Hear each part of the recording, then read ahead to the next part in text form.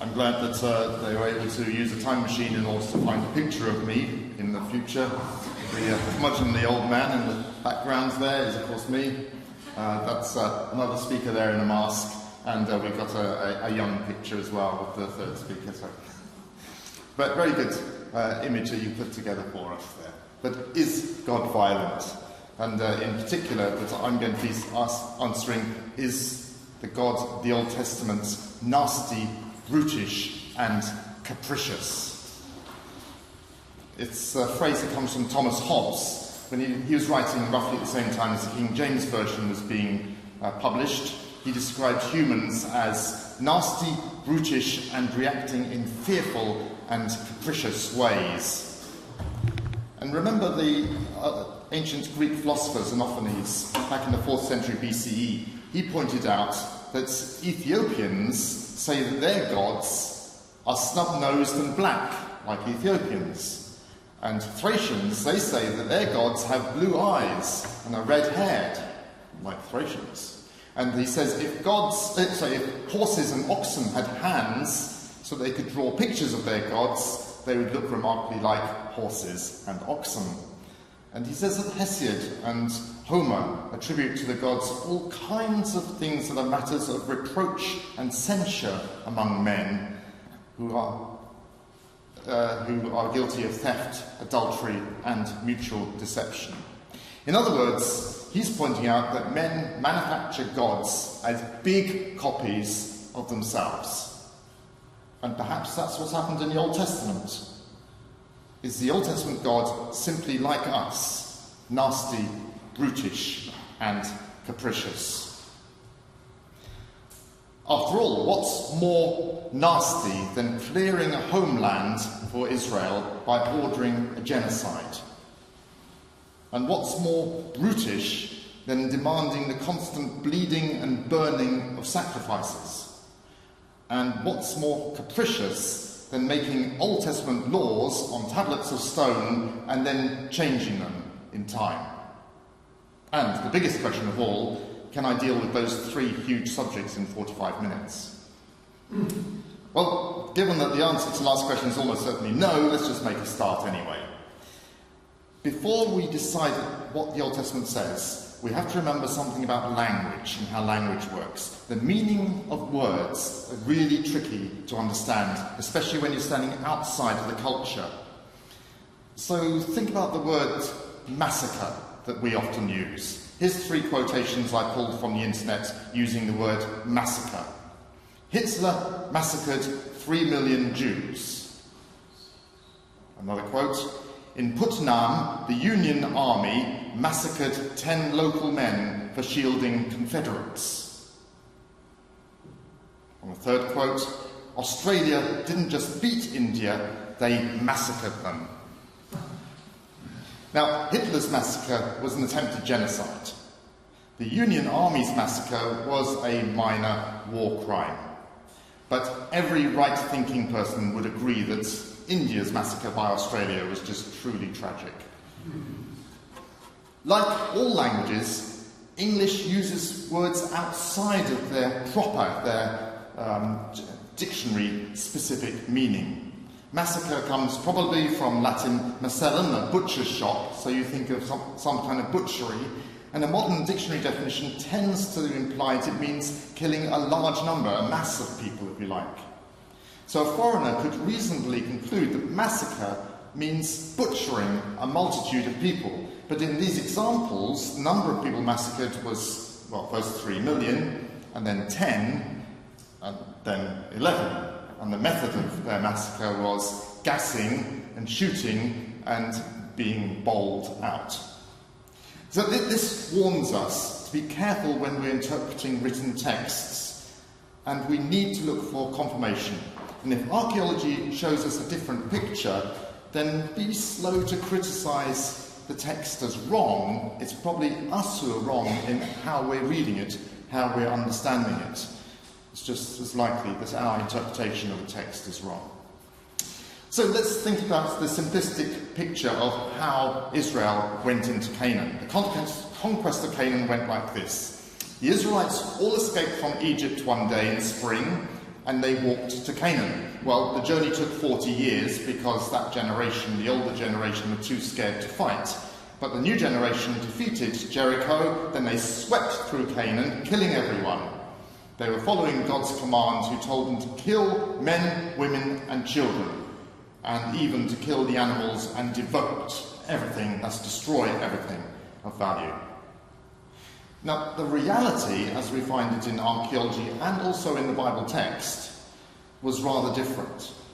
They did destroy Jericho, they did kill everyone there, though the archaeology is difficult to interpret because it wasn't rebuilt for a few centuries, so that layer got completely destroyed by the elements. But some evidence suggests it was not necessarily a town in Joshua's day, but a military post. Then they did also destroy Ai and Hazor, but not many other towns, according to Joshua and according to archaeology. Lots of Canaanites continued living in Canaan, according to the Bible and according to archaeology. When we look at the southern offensive, we find we're not told what's destroyed, but archaeologists will tell us that Lachish it was completely burnt. The archaeologists will confirm that Lachish was destroyed, but we don't know of other towns in the southern part of Canaan that was destroyed in that way.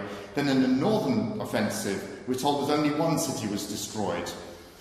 In Joshua 11 it says, he burned Hazor with fire, and all the cities of those kings and all their kings Joshua captured and struck them with the edge of the sword, devoting them to destruction, but none of the cities that stood on mounds did Israel burn except Hazor alone. So we have to acknowledge that there wasn't that much destruction in this total destruction that Joshua actually managed to do. And we should have realised this without being forced into a reality check by archaeologists from the text of Scripture itself. Because when they're told to kill everyone, they're also told not to marry them. Example in Deuteronomy 7. When the Lord your God gives them over to you and you defeat them, then you must devote them to complete destruction. That sounds like kill everyone, doesn't it? You shall make no covenant with them and show no mercy to them. You shall not intermarry with them, giving your daughters or sons, or taking their daughters for your sons. For they would turn away your sons from following me to serve other gods. And we read the beginning of that as if it means everyone had to be killed. Remember the word massacre? Sometimes the way in which you read text is not the way in which the original author, the original readers would have understood it. The context is much more important than a dictionary. In the same passage, they're told not to intermarry with them. Why? If they're all dead, it's not difficult not to intermarry with them. They don't need to be told. Part of the answer is in that phrase, when the Lord gives them over to you to defeat them. Not everyone was supposed to be attacked and killed. In fact, only the people who actually attack you were supposed to be dealt with in that way, as we'll see. But who was attacking them? Who was actually attacking them and would be killed by them? According to the Bible and archaeology, only a handful of cities.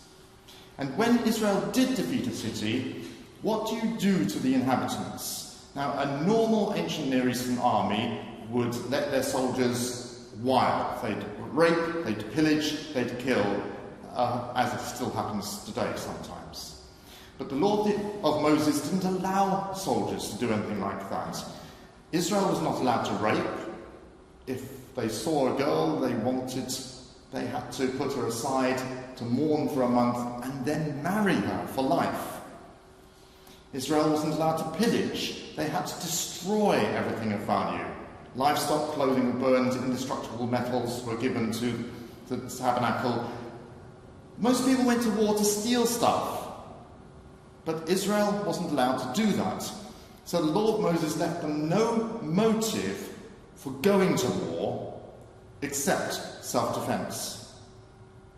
Israel's law about destroying livestock and property was unique to the Old Testament world because looting enemies' goods was the main motivation for being a soldier.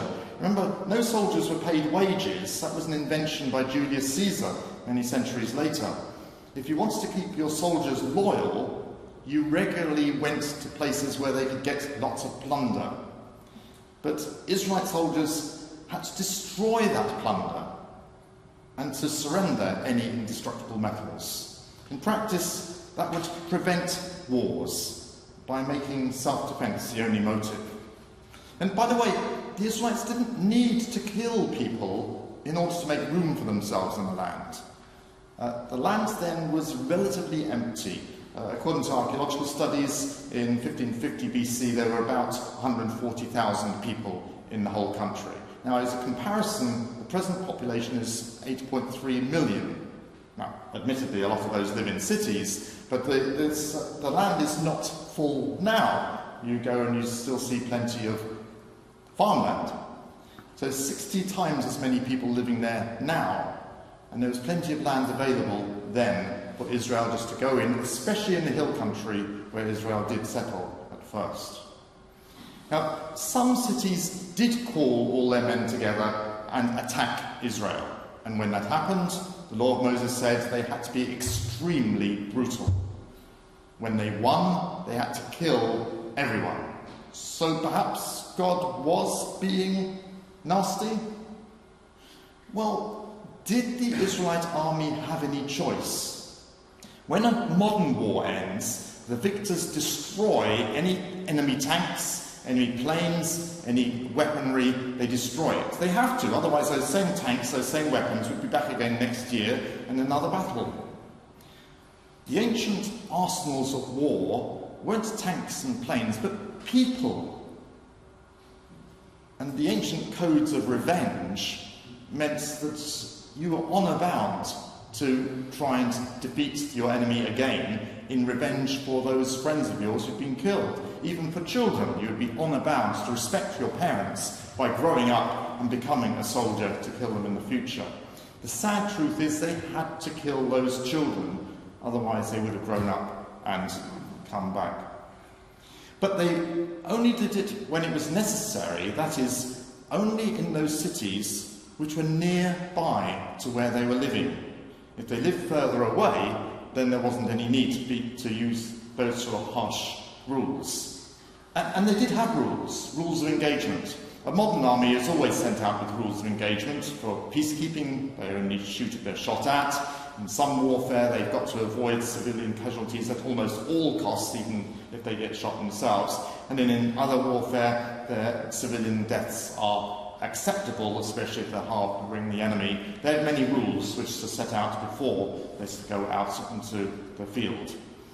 And Joshua, before they went into Jericho, read out the rules of engagement for that battle. In Joshua 6, the city will be under the ban, and all that's in it belongs to the Lord. Do not covet them, do not take of the things that are under the ban, make the camp of Israel accursed and bring trouble on it. All the silver and gold and articles of bronze and iron are holy to the Lord. They shall go into the treasury of the Lord. He's applying the general rules of engagement they had, which are summarised in Deuteronomy 20, that if they attack a town within Palestine, they have to destroy it completely. That is, they kill every person, every animal, and they burn everything flammable, and anything inflammable is given to the tabernacle. The Old Testament law of Harem, translated ban or devotion in different Bibles. But there's another another set of rules of engagement. In Deuteronomy 20, we also find that there's utter destruction and death is reserved only for cities within Palestine, because the cities outside Palestine should be dealt with much less severely. Anyone who surrenders should be spared, though they are put into forced labour, such as when the Gibeonites were put into the labour of collecting wood and water. They were effectively given a lifetime tribute. And if cities do fight, only the males should be killed when they're defeated. Now, it still seems very rough by modern standards, but it's remarkably lenient by ancient standards, especially when you compare it with the surrounding nations and what they did. If the town was far away, they didn't need to kill the children and livestock, because they didn't live round the corner, they weren't in such danger from them. And they weren't allowed to plunder them. The rule about not plundering the nearby towns applied to the towns further away as well. So there's still no motive for going to war, for attacking those towns in neighbouring countries. In other words, Israel was told only to kill as many people and stock as necessary. They only killed men in cities that actually fought them, not those who didn't. And if they surrendered, they made them into servants, so they could keep an eye on them, so they would see whether they're getting ready for battle. And inside Palestine itself, it was rather different. The situation was rather more serious because they lived nearby. If they had any men, even women and children, these would have fought again, and they would be an enemy within. So because of that system of revenge, they had to kill the whole families. They couldn't afford to leave them alone, alive. Because they didn't have movement detectors, they didn't have cameras, they didn't have walls like modern Israel has. They had to be rather more robust. But other nations at that time normally killed all men, even if they surrendered, or at least they would maim all men so that they couldn't turn around and fight again. Do you remember in 1 Samuel, a city tried to surrender to the Ammonites, and they were told, "We accept your submission, but we're going to gouge out the right eye of every male." But Israel was known to be different. In 1 Kings 20, the advisors of King Aram tell him, "Let's surrender. The king of Israel, the kings of Israel are merciful." It looks like Israel did keep some of the laws, at least, that they were supposed to. So it's wrong to say that Israel was trying to commit genocide. Yes, they were told to kill occupants of cities nearby who attacked them. But in the end, they only totally destroyed 4 cities that we know of. That's according to the Bible text, plus archaeology. Jericho and Ai, Lachish and Hazor. They killed those who attacked them and left the other towns standing. They didn't occupy the land completely till much later, and in fact they gradually moved in as they farmed it. And it's true they didn't only fight in self-defense, they weren't saints, they did also provoke fights, but it was far from genocide, and they certainly weren't told to commit genocide. The book of Judges confirms that most of the indigenous peoples remained after Joshua's campaigns. And the bad thing that's mentioned about that is that the religions were allowed to remain, which were never meant to. Fortunately today, warfare can be very different. We have far more resources. When people surrender, we can take their weapons and leave them be. If we defeat soldiers, we can imprison them till the end of the war. And like ancient Israel, we have the same principles: minimize casualties to what is necessary. Same moral principles as are taught by God in the Old Testament to ancient Israel. Don't kill more people than are necessary, especially non-soldiers. And you should prevent and punish looting and raping. So let's have a look at Brutish Sacrifices. The law of Moses had many laws about sacrificing animals in, admittedly, brutish ways. At least they're brutish from our point of view. Our view of these things is very much different. And also we have a rather unrealistic view of their society. Because in practice, most of the sacrifices brought to the temple were not animals. Wine, cakes, bread, incense formed the majority of offerings brought to the tabernacle and temple. There are actually very few animal sacrifices, very few burnt offerings. Most of the animals killed were for food. And animals were also killed painlessly. You took a sharp knife, you cut the jugular, let the animal bleed and gradually fall asleep, gradually lose consciousness. And that can be done painlessly. The later rabbis said if the animal suffers pain, that sacrifice is not accepted. So you have to make sure your knife is very sharp. But there were some burnt offerings, animal burnt offerings, and why would God want them? Israel had come out of Egypt, where the temples sacrificed hundreds of animals. It is an 18th dynasty text, that's roughly at the same time as the Exodus. It lists the regular offerings at one temple. It says 1,000 of bread, 1,000 of beer, 1,000 of oxen, 1,000 of fowl, 1,000 all sweet things. Israel had only one worship centre for the whole nation, and few animals were killed there. In the morning, one lamb, in the evening, another lamb. And that's it for most days. You wonder what the priests did with their time. But there were a few extra offerings at festivals, not many. The majority of the work done by the priests were for the individuals who brought personal voluntary sacrifices and sin offerings. The voluntary personal offerings were eaten as roast dinner. You come along, you slit the throat of the animal, the inedible organs inside are put on the altar, you go home with a carcass and have a party. Sin offerings, they were eaten by the priests. And again, the inedible organs went on the altar and the blood was put to one side.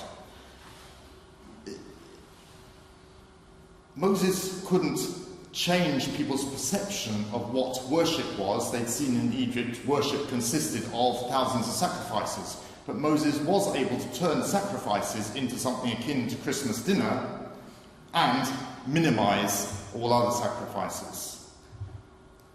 But he couldn't change their idea of what worship to God constituted. I like the joke about the aeroplane which is in trouble in a storm, and it's going up and down and people are starting to scream, and the stewardess notices there's a rabbi there, and she goes running over to the rabbi and says, "Quickly, do something religious to calm people down." And he thinks, well, what can I do? What prayer can I say? What action can I do that every faith is going to accept and see as a religious action? Then he had a brainwave. He took off his hat and said, "Now give your offering to the Lord."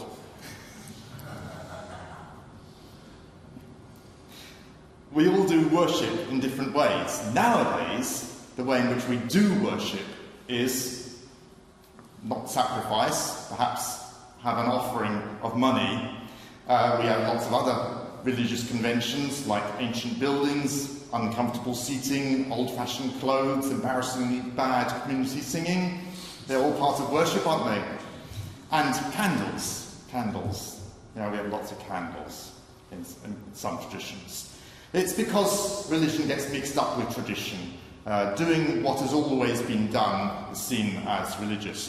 The Anglicans, they have this rule that a priest who performs communion must wear, in quotes, a surplice with sleeves. The surplice is that sort of white shirt type thing. It's what used to be worn when the Anglican Church was founded back in the 16th century, when field workers would wear a surplice without sleeves.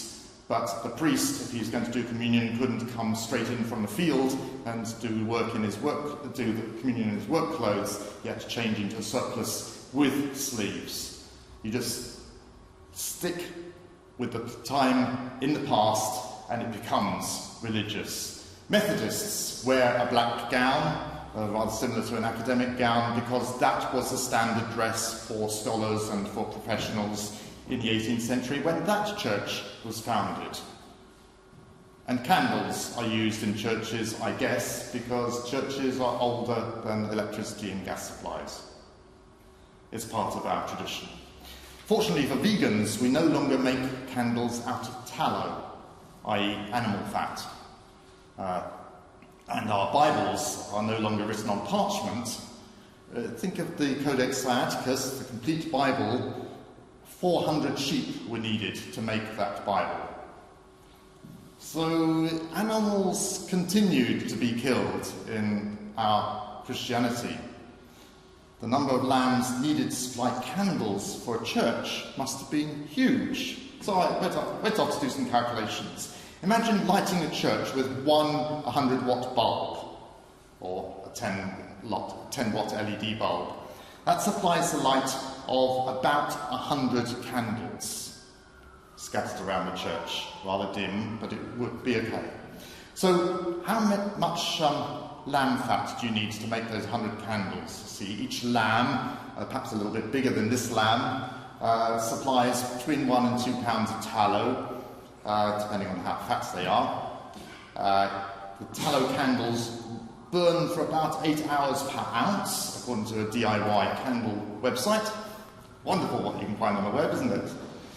And so 100 candles to dimly light our church would exhaust the fat of one lamb in 2.5 hours, or perhaps an evening service and saying goodbyes. So you need approximately 1 lamb per evening for every church in the land. About 20,000 Anglican churches in the UK, and that doesn't cover weekday services. I'm not saying that Old Testament sacrifices weren't barbaric, and I'm glad that the New Testament ended them, but there's only so much you can do when you are Almighty God even. The Israelites associated worship with sacrifices, like we associate worship with hymns and candles. Israel couldn't be persuaded to drop sacrifices completely, but they could be minimized. And I don't think we can blame God for those nasty sacrifices, the few that did occur, any more than we can blame God for the songs chosen by our worship leaders. What about the capricious laws in the Old Testament? Was God capricious? Did he change his mind about the laws and punishments? Now, I have to hold up my hands on his behalf and admit, yes, laws did change in the Old Testament. For example, polygamy wasn't there at the beginning. It appears that you had Adam and Eve, and there tended to be one husband and one wife. But then polygamy was allowed, and then later it was discouraged, and then it was outlawed by Jesus. Also slavery. Slavery was allowed, but regulations tended to vary within the Old Testament books. I think we have to agree that laws and punishments did change, and we have to ask ourselves why. Do we blame this on a capricious God who can't decide what he wants? Or should we perhaps look for the reasons behind the laws? In other words, ask ourselves, what's the purpose of this? What are the purposes of God? Let's assume, for example, that one purpose of God is that for most people to live in families, as in Psalm 68, God sets the lonely in families.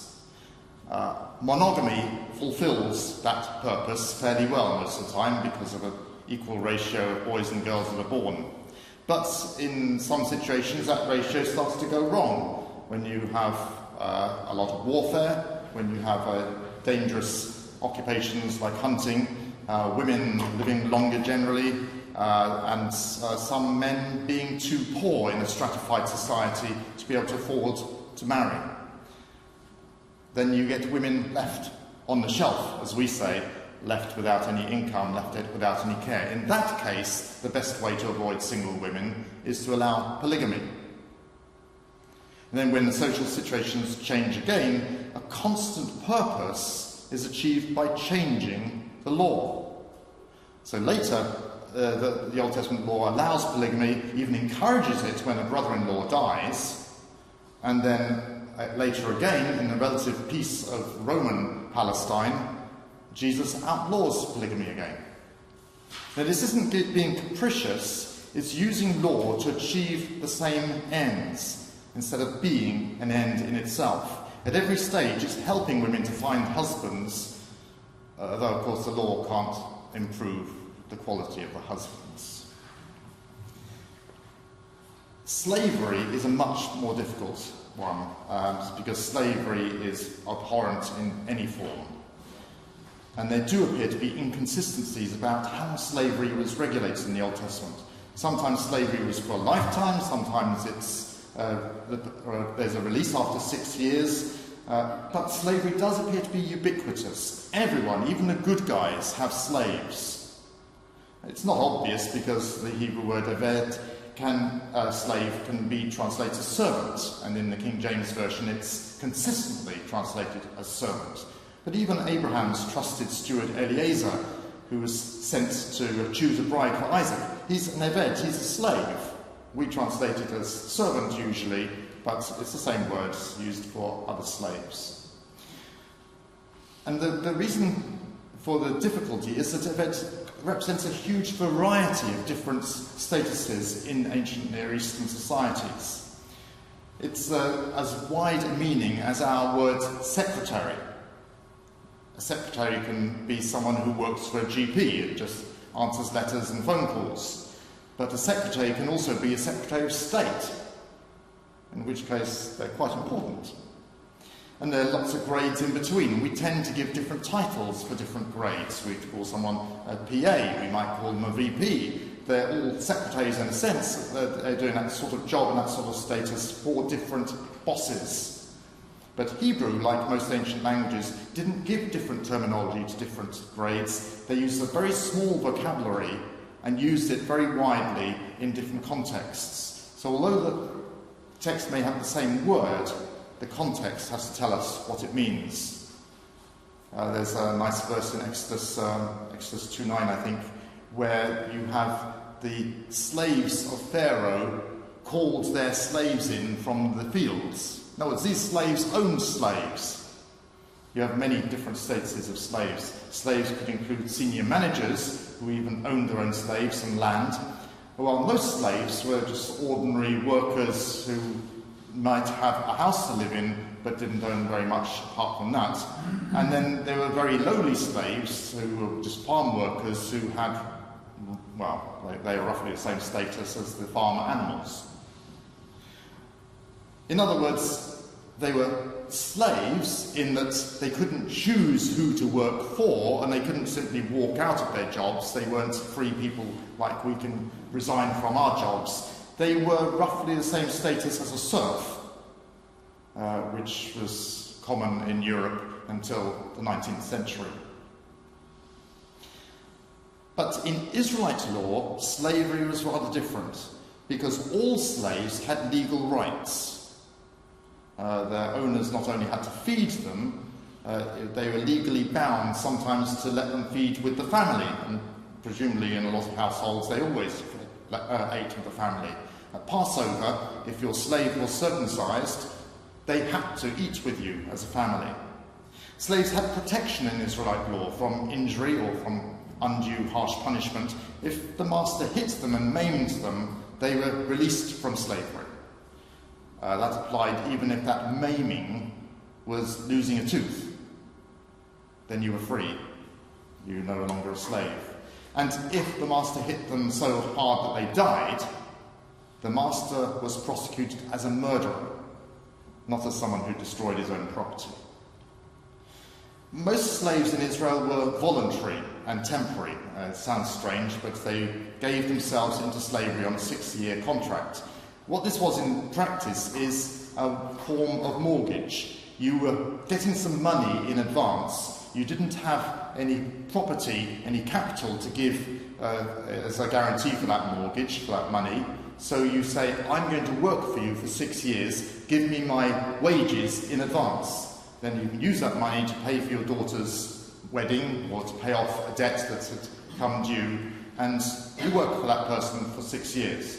You're selling your work in advance by becoming a slave for 6 years. There weren't any other ways of getting money. There was no banking system. So, if you went to a money lender, you would have to pay a very high interest rate. So this was quite a good deal. The slave would live on the farm. The slave might be allowed to live in their own home, depends what sort of duties they had. But of course, a slave was always on duty, and whenever the master wanted him to do something, he'd have to do it, except on a Sabbath. All slaves had the Sabbath off. You couldn't force a slave to do anything then. And of course, a sensible master would give their slaves enough food and enough rest time to maximise their productivity.